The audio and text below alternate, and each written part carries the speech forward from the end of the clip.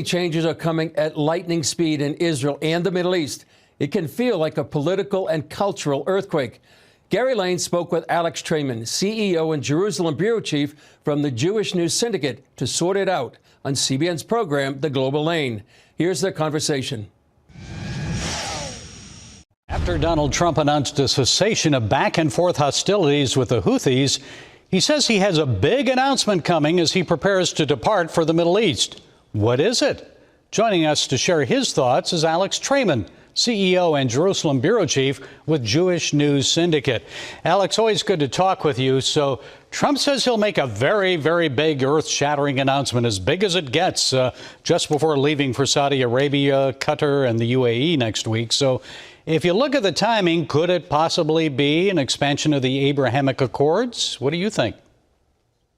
Gary, nice to be with you. Certainly people speculating that it could be some kind of normalization agreement between Saudi Arabia and Israel. Many had assumed that you would not get to such an agreement during the war, especially as Israel is now preparing to have a new offensive inside the Gaza Strip, and the Iranian nuclear threat is yet to be diffused.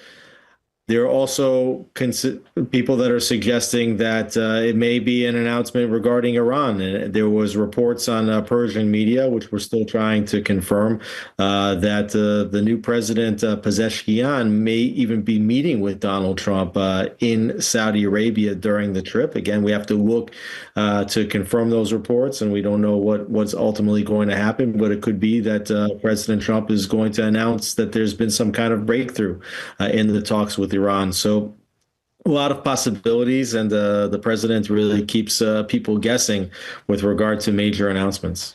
Well, I want to talk about Iran in a moment, but back to this whole idea of the Abrahamic Accords expansion there. What would that mean for the Middle East and Israel? Well, Saudi Arabia has really been considered the prize from the beginning with regard to any kind of normalization agreements with Israel, Saudi Arabia being the cradle of Sunni Islam. But I think for Israel, for the Saudis, this could be a major economic boost for the region.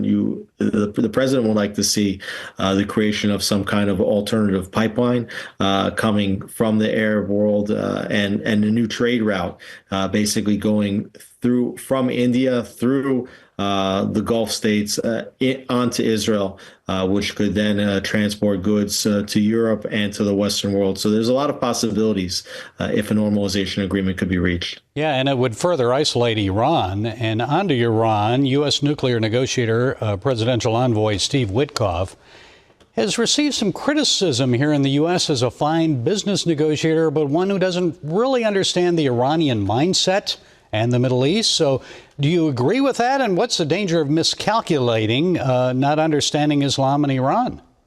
Well, you have the same negotiator who, doesn't really have much experience at all as a diplomat, a businessman who is leading the negotiations with the Qataris and Hamas for the release of hostages in Gaza, the same one who is leading negotiations with Iran, the same one who's meeting with Vladimir Putin regarding negotiations to end the war between Russia and Ukraine. And you had Witkoff also apparently negotiating with the Houthis. Each one of these theaters that Witkoff is negotiating on has a unique culture. The Russians are nothing like the Iranians, which are nothing like the Houthis, which are nothing like the Qataris and Hamas. And unless you really understand the culture of the place in which you're entering to negotiations, you could be played. Well, let's pray he understands the Islamic concept of taqiyya.